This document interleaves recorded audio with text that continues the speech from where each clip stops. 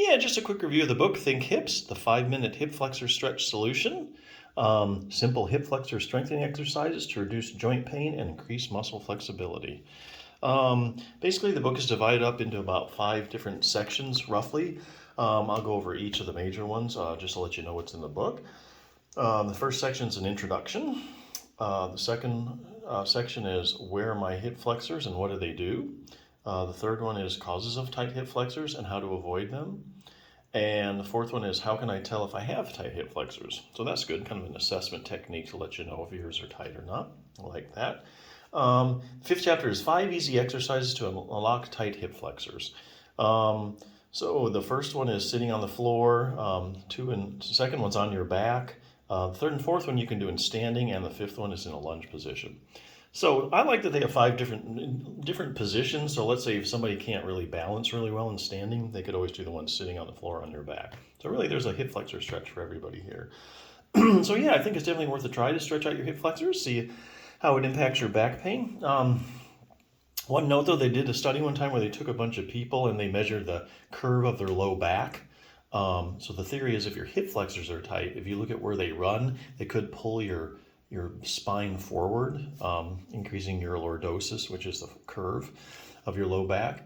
So what they did is they took a group of people and they measured their lordosis, the curve of their low back, and then they went ahead and had them stretch their hip flexors for a period of time. And then they used a goniometer to remeasure at the end of the study to see if the hip flexors had in fact lengthened. And they found out that in many cases, yes, the stretch was effective in lengthening it. However, the x-rays at the end of the study showed that there was no change in the curve of the back. So here again, the whole thinking that, this could pull your spine forward and compress your spine doesn't really hold true. You can stretch your hip flexors out, you can positively make them longer with stretching them, but it won't really influence the curve of your back. Now that doesn't mean that you won't do the stretch and you might not feel better, so definitely I think it's worth doing that. So here again, looking at a single muscle that could be a problem, this is one good book I think to think about. Another muscle that's you don't hear about very much is your multifidus muscle. There's a good chapter in this book, Treat Your Own Spinal Stenosis by Jim Johnson PT. Book's been out a while, still getting good reviews.